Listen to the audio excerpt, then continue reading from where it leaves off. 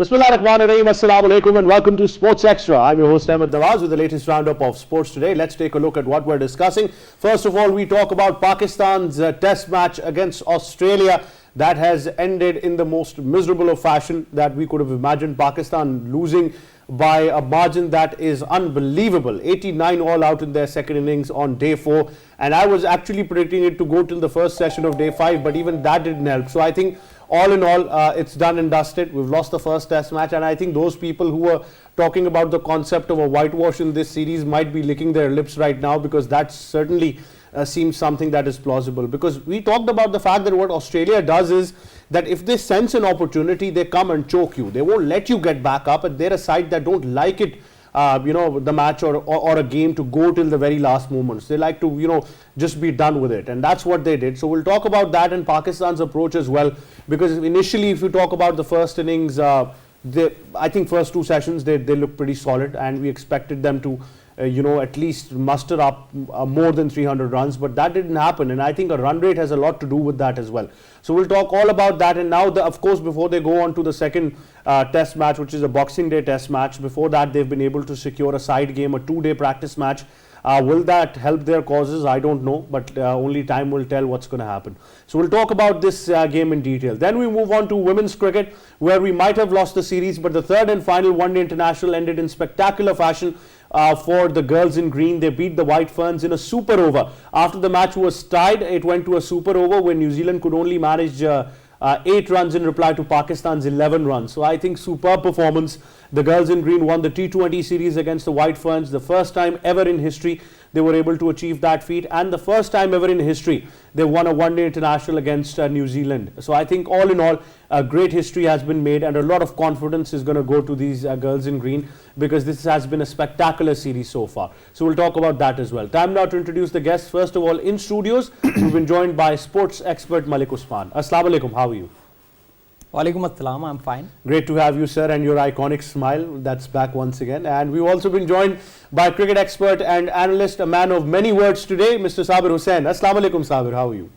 Walaikum assalam, Ahmed. I'm fine and searching for Mohammad Hafiz. Sabir's got a list of people he'd like to search today, so we'll talk about that. And we've also been joined by senior sports journalist, none other than Sayyid Haider. Assalamu alaikum, sir, how are you? Walaikum assalam, I'm fine, how are you? Thank you very much, sir, for joining us as well. Right now, before we take the discussion in detail, we've got a report on Pakistan's test match and all the highlights that you need to know up till day 4. Let's take a look and then we come back. Australia beat Pakistan on Perth pitch to record a 360 runs victory in the first test inside 4 days and took a 1-0 lead in the 3-match test series. Taken, gone, victory for Australia. On the 4th day of the first test match, Australia declared their second innings on 233 runs for loss of 5 wickets and gave Pakistan a target of 450 runs. Usman Khawaja scored 90 runs and Steven Smith made 45 runs. Mitchell Marsh was unbeaten on 63 runs. For Pakistan, Khurram Shahzad took 3 wickets. Shahzad likes it, and given Steve Smith immediately decides to go upstairs, a shake of the head. He thinks no way. He thinks it's a missing leg. The two debutant fast bowler Amir Jamal and Khurram Shahzad claimed 12 of the 15 wickets in the game. And Amir Jamal has another one. Jamal has a beauty. He's his 7th in the test match. And Travis Head goes pretty quickly today. Chasing the big target of 450 runs, the Pakistani batsmen were under pressure and the whole team got out after scoring 89 runs. Only 3 batsmen could enter double figures. Mitchell Starc and Josh Hazlewood took 3 wickets each for Australia. Nathan Lyon dismissed 2 players and became the 8th bowler in the world and 3rd bowler of Australia to get 500 wickets in the Test cricket. Mitchell Marsh declared player of the match. The second test of the ongoing series will start from December 26 in Melbourne. And there you have it. All you need to know about this test match that ended not the Pakistan way, but the Pakistan way. So that was Sabah with that report, and of course, horror scenes there in the 4th innings of Pakistan. Sir Haider, how would you sum up this match? Not much to talk about, But then again, I think it was something that we did not expect. We expected more of a competition from Pakistan. Yeah, exactly. We could do better as what we have done. The first 2 days, the cricket was so difficult. All was on the bat exactly, and uh, that can get runs. Australians they have got runs on the first 2 days, but the Pakistan really they have disappointed. Why that they were not successful on this first one. We can accept that third day and fourth day the cricket was tricky. Right, we're having a technical difficulty here, hearing Sir Haider. We'll try to get that sorted. Until then, Usman, I think, like I said, till the start of the first inning, Pakistan looked fairly comfortable until Abdullah and Imam were having a ball at the crease. Obviously, they were below on a run rate that we talked about. Remember, before that, I said that in Australia, run rate's going to be very important. But then again, Australia, champion side, they knew how to exploit Pakistan's weakness, and they did it as soon as they sensed the opportunity. See, first and foremost, talking about this test match, I think Pakistan were way behind the 8 ball after the first morning itself, and Australia started dominating the game as they usually do. But what Pakistan missed out was once they got the Australians skittled out of a 487, which I think was a very, very good score on this pitch, and we later found that out. Pakistan started really well. It was 132, 115 for 1 at one stage, and then at the end of the day it was 132 for 2, and I think any Pakistani would have taken that score by that time. And once Babar Azam got going in the next morning, he was on 21. I think things were pretty good looking for Pakistan. But once you lose Babar Azam, it's just it's a pack of cards, and that just goes down and down and down. And Pakistan hasn't learned how to stop this crushing of wickets and this falling of wickets so quickly, and they just fall like 9 pins. And this Pakistan, this is another Pakistan way we are talking about. One way was what Mickey Arthur told, that the aggressive kind of brand of cricket that we are going to introduce is Pakistan way. But this is not the way Pakistan should be playing, as its captain scores 30 odd runs, 20 odd runs in a brisk fashion. That is not going to impact a test session, forget about a test match for that matter. And once you want to get the respect of the opposition and the respect of the dressing room, you have to lead from the front, and your bat needs to talk a lot. And if this is the way Pakistan is going to play, I think it is going to be very difficult, and once again a very, very forgettable tour for Pakistan to Australia. I think this tour has a lot of meaning for Pakistani players and international players in general. And what Pakistan does is, I don't understand, many a times they introduce new players to world cricket in Australian tour, and this time around they went a step further without going with too many specialist players, and you are having too many all-rounders, and you had batting up till 9, and what did they do? It was 89 all out in the second innings, and that too on the fourth day itself. And this pitch did not have demons by any means. I think it was good for batting. It was negotiable. It was, okay, I agree, it was not a 487 pitch either, but once you had gone to 132 for 2, and you were back with fresh legs in the next morning after being in the field for 2 days, I think it was a very welcome break for you. But that did not suffice for you, and then getting out with the lead of 200 for the Australians, I think it was only one team that was going to win the game. Sabir, certainly some of these dismissals and the mode of these dismissals were beyond my understanding, because that's where I believe that maybe we were a touch overconfident going into the series as well. I mean, for the likes of Babar Azam, Sarfaraz Ahmed, even for the fact the way Abdullah Shafiq was set and got out is a mystery to me, why they didn't understand that they got to put a price on their wicket. Absolutely right. I mean, this shows the kind of intent. I mean, they were having. I mean, they were basically had no clue. I mean, how to play Test cricket. I mean, sorry to say, they had to play 5-day Test match cricket. I mean, they have been bundled out in a single session. And I am basically saying time and again that we are champions of collapse. I mean, we have basically collapsed number of times in a single session in New Zealand, in UAE as well. Against I would say a young bowling. I mean, attack. I mean, like Sri Lanka. New Zealand as well. Against we Pakistani batsmen, quality batsmen, we have been struggling against the left arm spinners. I mean, in a test match. So a very disappointed to see the players like Babar Azam, a senior player, Imamul Haq as well. He's the second tour of Australia. He has basically played so many test matches. I mean, Sarfaraz Ahmed himself, Shan Masood being a captain. I mean, you need to have a game awareness. I mean, The wicket basically, lost of Shan Masood on day 2, I would say. It was a turning point for Pakistan. They should have played kind of, I would say, some positive shots. I mean, but the way basically Imam ul Haq got out, it was very disappointed. Extremely disappointed because he basically faced 190 balls. I mean, more than 190 balls, and got out in a kind of a fashion.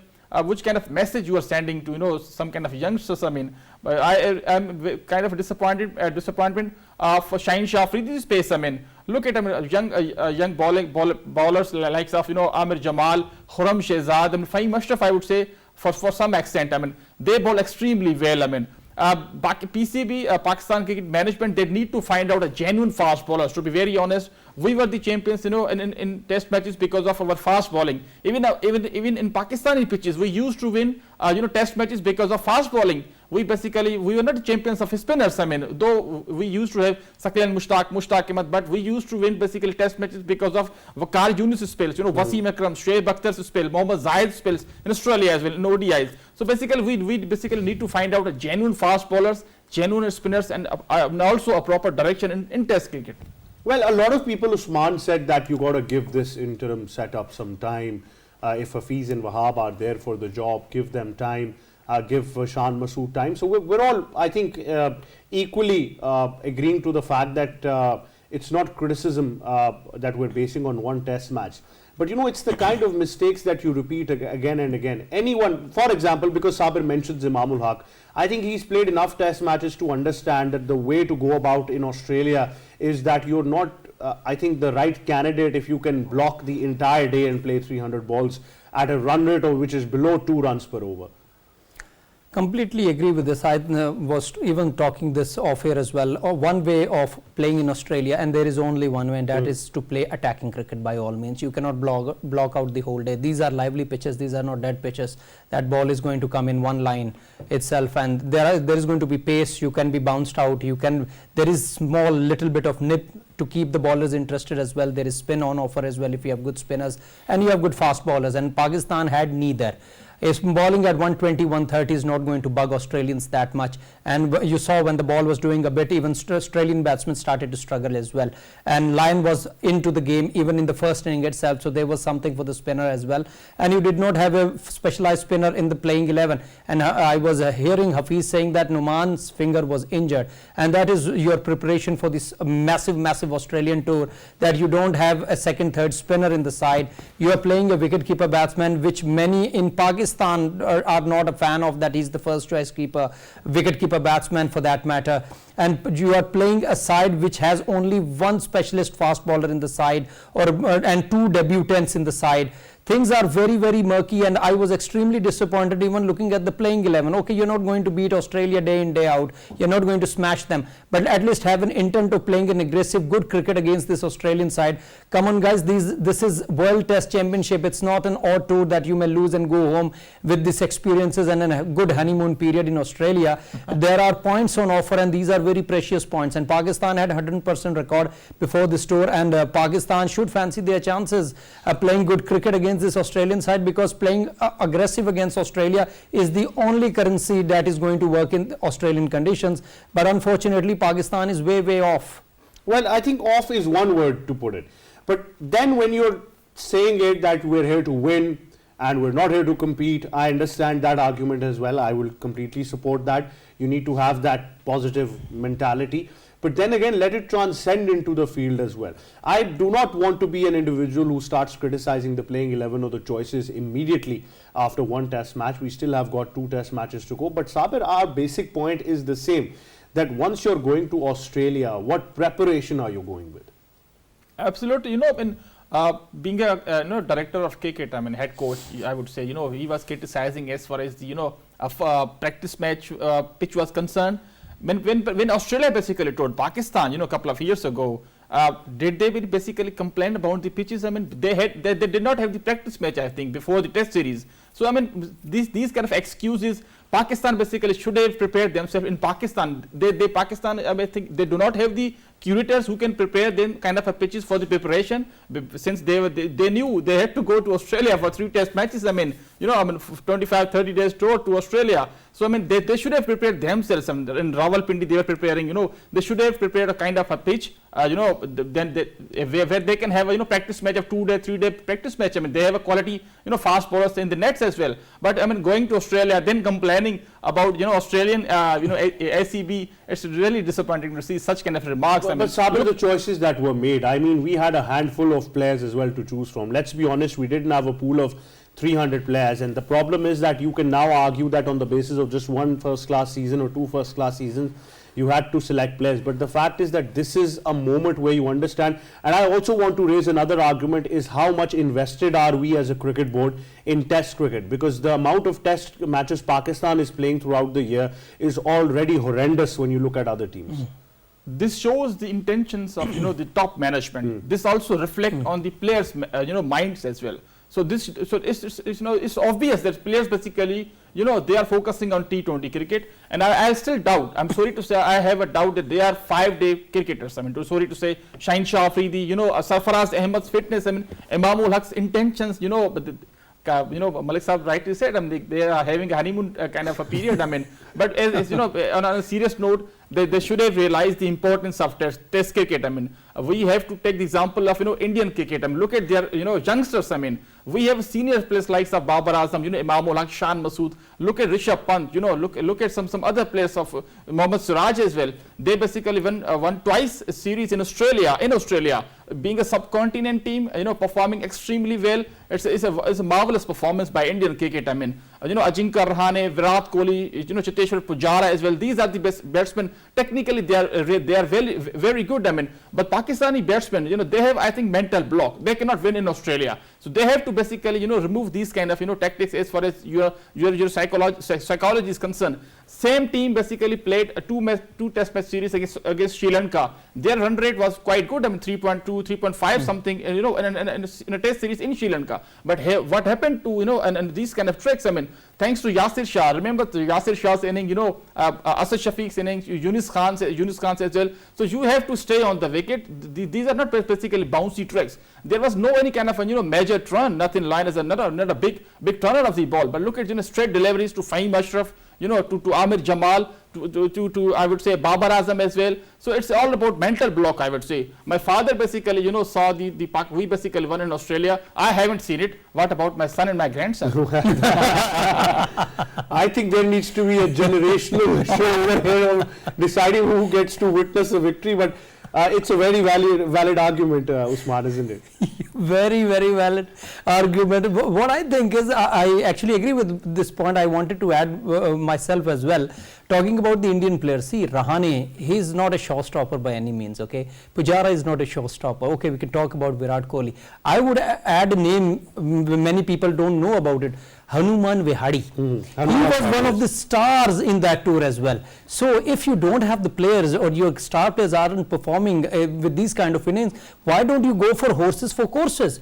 Bring out those test playing mentality players into the side, let them play test cricket, and these folks who wants to play one day and T20 only, let them enjoy those kind of cricket. I don't mind, but we need players for test cricket who have the mentality and temperament for playing test cricket, and many of these players don't have such. Look at this score. This is criminal, scoring 30-40 odd runs and getting out. I heard Greg Chappell once talking that in test cricket 50s don't matter, it's only the hundreds that count, and this is what great players are made up of. You always talk about hundreds. Here even a 50 is a big deal, but now our team isn't even scoring a 50, an individual player isn't scoring a 50. Look at Baba. I can give some leverage to Baba. See, going out of captaincy in such circumstances can take a toll on you. It can lower your confidence. That is for the team to gel and give him some boost. But apart from him, the other players who have got the boost aren't doing anything special for us to think that they got the right roles.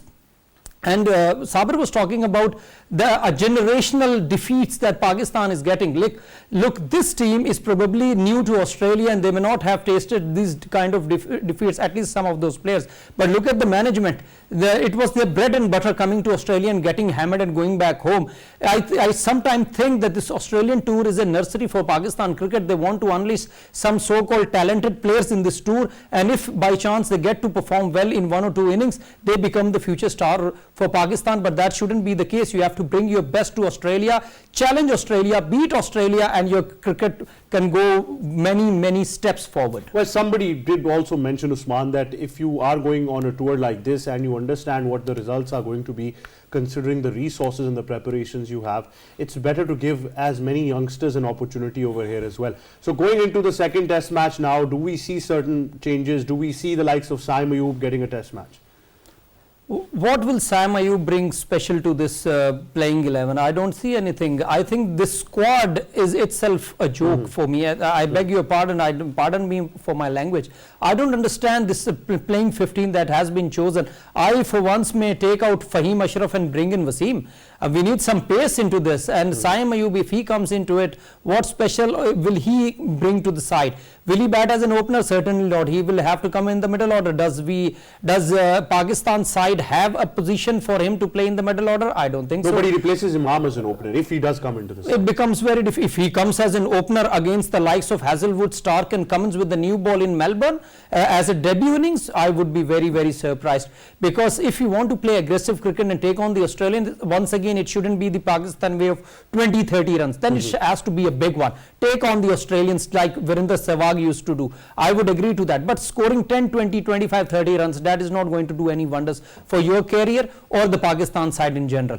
I only see for once two changes, and that is Salman Agha going out and a spinner coming in, maybe Sajid Khan if he is available, and then Fahim Ashraf, good for nothing, he may go out and we may bring in Wasim Jr. for that matter. We need some pace into it. In Perth it would have been even better, but once you have such a defensive bowling lineup, defensive playing 11 I would say, where you have 9 batsmen and only 1 specialist bowler in your side, along with, okay, I can say Khurram Shahzad, you were never going to take 20 wickets against Australia, and we already knew before the toss itself, if there was a team that was going to win this test match, it was going to be the home side.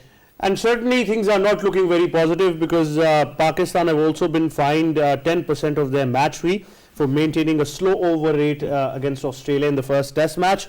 Pakistan were found 2 overs short, and Pakistan's percentage points have dropped from 66.67 to 61.11 in the World Test Championship cycle. That means that we lose about 5 crucial points, Sabir Hussain.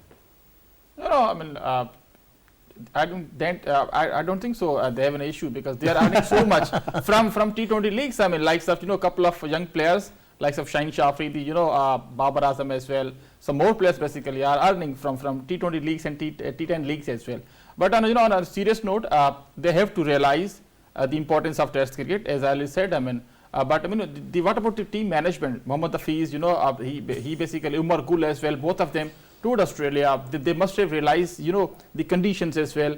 But which kind of messages they are giving to the players? I mean, okay, before the starting test series, they have said so many things. I mean, we are here to win, not to compete. I mean, they should have compete. I mean, bundle out on a 89 and a single session. It's a really shameful performance. I still remember the words of Great Ian Chappell a couple of years ago. We have been hammering again and again and every tour. So they basically said, he basically said, I mean, not to call Pakistan, because they must improve their cricket. I mean, so I mean, what these basically kind of words from great likes of Greg Chappell, it basically hurts. To be very honest, it hurts, because we have so many great players like Inzamam, Yunus Khan, Saeed Anwar, Mohammad Yusuf as well, so many great players, but we haven't won a single test match. We are not basically saying that we should go and win a series. I mean, like Indians did. I mean, we are basically requesting Pakistani players to win at least a single test match. I mean, so this basically creates some kind of history. This will basically boost your youngsters to follow you as an idol. I mean, Pakistan, Indian cricket basically, they have a strong leader like Virat Kohli. Your captain's body language also affect the other players as well. They basically won because of their body language. They played basically courageous cricket against Australia. Tim Pant was the captain of Australia. Pat Cummins, Hazlewood, Scott Boland. They had a quality bowling lineup. They had a quality batting lineup as well. In spite of that, Indian basically won twice series in Australia because of their mindset and body language. So these kind of things Pakistan must learn. They are the neighbors. I mean, they have improved kind of Ranji cricket. Look at our domestic circuit. I mean, they have to play 80 overs in a day and for 4-day cricket. So also specialists, Malik Saab rightly said, I mean, we need to find out specialist cricketers for Test cricket. Kamran Ghulam, Usman Salahuddin. We used to have so many great players of specialist format, but we selected them. Kamran Ghulam was selected against the series of New Zealand, but he basically did not get a chance to play again. So these are the basically things Pakistan must realize the importance of WTC. But I mean, look at other teams. I mean, they are basically very serious about it, like England, Australia, New Zealand, South Africa, India as well. So, but as far as Pakistani team is concerned, we are not serious in test cricket. That is the reason we are basically losing so many test matches. We are basically bundled out in a single session and in different conditions. This is not the first time in Australia we basically bundled out in a single session. This happened in UAE as well against New Zealand twice, and then we in Sri Lanka as well. So it's very disappointing to see. I mean, how youngsters will basically follow these kind of circumstances. But the fact is that in order to produce test players, Usman, we need a completely different system installed over here, because just recently with the Qaid-e-Azam Trophy concluded, I saw in one particular game, Sarfaraz was captaining, I saw more than 600 runs by one team. I mean, in just a single game, I saw about 3 double hundreds or 2 double hundreds, 4 centuries. There were so many runs on offer that I was immediately surprised with the quality of pitches we're producing in Pakistan. That is a ridiculous amount of centuries and number of runs scored. I agree with you. And that was one of the reasons our captain, Shan Masood, was saying that Sarfaraz is in good form. He scored a double hundred in domestic cricket recently. So I'm picking him for the playing 11. I completely agree with that. But I also want to add to what Sabir Bhai was talking about, 100% correct. That look at our spin bowling department and our batsmen playing spin bowling. Everything is ridiculous. I don't understand, once you have Saqlain Mushtaq as head coach for such a long period of time, and then Mushtaq Ahmed affiliated with this Pakistani team for such a long period of time, where is our spin department and where are our good spinners, off spinners, leg spinners, and the batsmen who are should be acclimatized to playing good spin bowling? Everything is done and dusted. And also talking about fast bowling department, that is also going down the drain. How many of our bowlers are bowling over 145? We don't have many. Now talking about the pitches, Ahmed, you were talking about ridiculous amount of runs are being scored. Why a player would take up bowling for that matter, playing for Pakistan, just being grilled out for 4-day cricket. He is not going to do that, but he will enjoy bowling in 1-day or T20 cricket. And batsmen will have all the honeymoon period in this 4-day cricket in Pakistan, because there is double century for offers, and you can score 100, 150 for fun. Today I was listening to someone that Pakistan needs to get in Iftikhar Ahmed with the amount of run and average he's holding in first class cricket in Pakistan, but yet he's yet to feature in our middle order as well. So there is lack of planning, lack of ideas, lack of seriousness, lack of attentiveness. Completely agree with Sabir. There is an element of non-seriousness as far as our test cricket is concerned.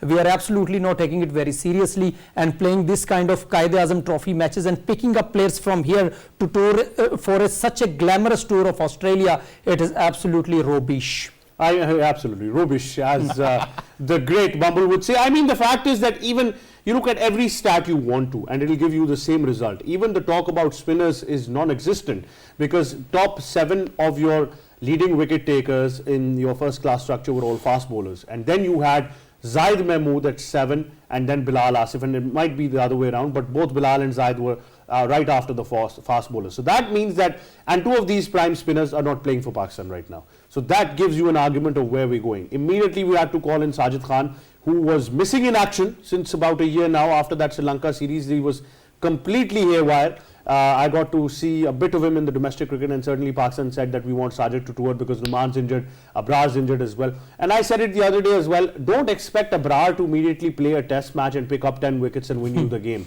The quality just does not exist. So therefore I think the debate about fast bowling, I said it the other day that I don't consider the terminology fast if you're not bowling 140 plus. And similarly, after Saeed Ajmal, Pakistan did not develop a spinner. Let's be honest about it. Our doors immediately shut down, and we didn't have that as well. But the more we go with this argument, the more doors it opens up. And right now, I think before we talk about other things as well, Sabir, Babar Azam's performance in this test match.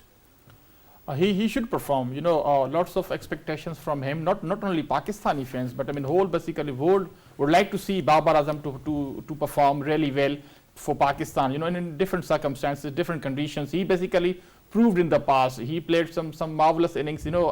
in different conditions. But nowadays, everybody's expecting, such a player like Babar Azam. He must play and perform for his country because he has been, he has been with the team for so many years. He has been the captain of side for Pakistan in all three formats. He's the kind of experienced player. So I mean, he must perform. He should have performed against these kind of Australian bowling lineup. And the pitch was not so difficult, I would say. You look at the intent of Australian batsmen likes of David Warner, Travis Head, Steven Smith as well.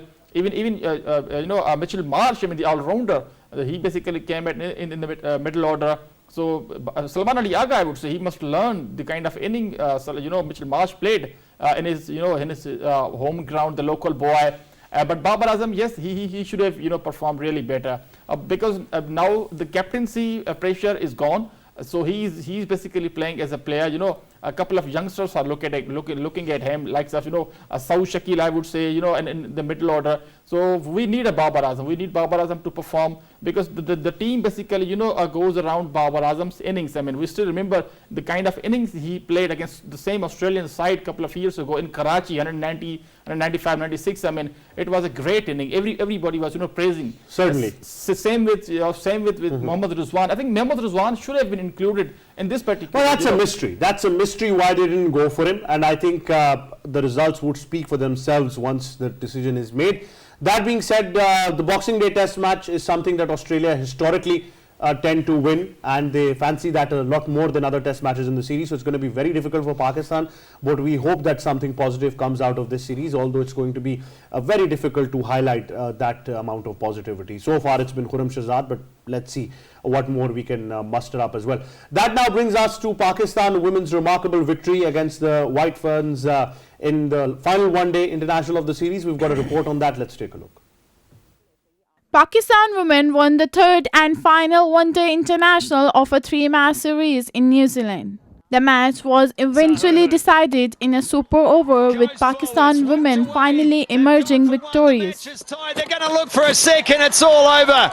It's a tied match at Hagley. Earlier, New Zealand won the toss and elected to bat first and posted a challenging total of 251 for the loss of 8 wickets in their allotted 50 overs. Amalia Kerr impressive knock of 77 runs and Maddie Green's well-constructed 65 were the highlights. The bowling effort from Pakistan was led by Nasra and Ghulam Fatma, who claimed 2 wickets each. Chasing 252 for victory, Pakistan women fought well, with Bisma Maroof resilient 68 and Alia Riaz steady 44 runs anchoring the innings, while Fatma Sana provided the much-needed acceleration, made 33 runs on 36 balls. For Kiwis, Amalia Kerr picked up crucial wicket. However, the match ended in a tie, leading to a super over showdown. Pakistan posted 11 runs in the super over bowled by Amalia Kerr. Sadia dismissed Amalia Kerr and also got the win wickets as New Zealand were bowled out in the super over with a ball to spare. Goes again, Sophie Devine, it's high. In the nerve-wracking super over, Pakistan held their nerves to secure a thrilling victory by a margin of 3 runs. The player of the match was rightfully awarded to Bisma Maroof for her crucial contribution with the bat.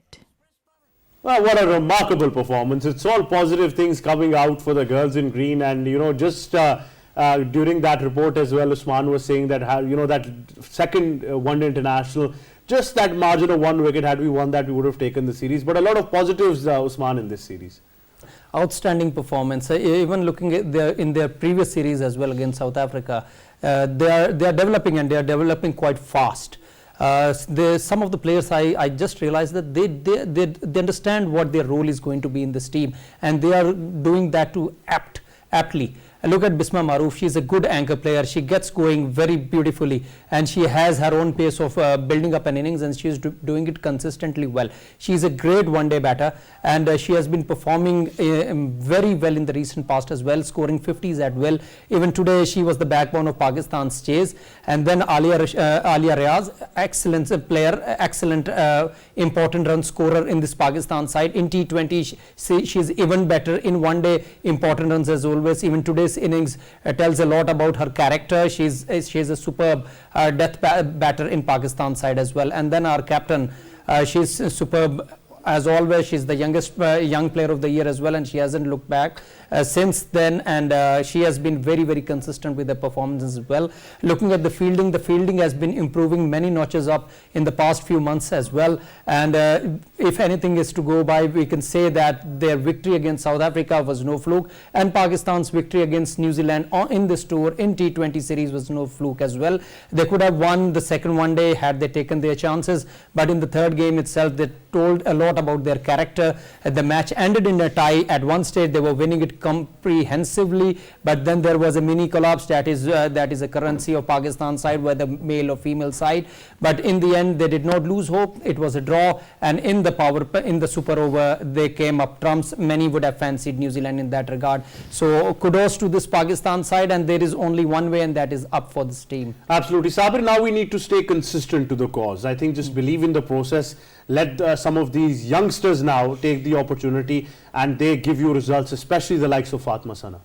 Absolutely, extremely proud of the performance of these young girls. I mean, again, I would say Fatma Sana was the major difference. Again, along with Alia Riaz. Alia Riaz basically contributed something in every match. I mean, the way they won T20 series against New Zealand. Alia Riaz, she was the basically a girl who basically participated, contributed something for the team, and on a winning cause. And she basically played a couple of good innings against South Africa a couple of months ago when South African team basically toured Pakistan. So something basically positive are coming from Pakistani women's side. So I would request to PCB some more exposure must be given, some more tours must be arranged, likes of New Zealand, Australia, South Africa as well. So I would like to thank Tawfiq Umar, the batting coach as well. So he basically I think did something to these girls, I would say.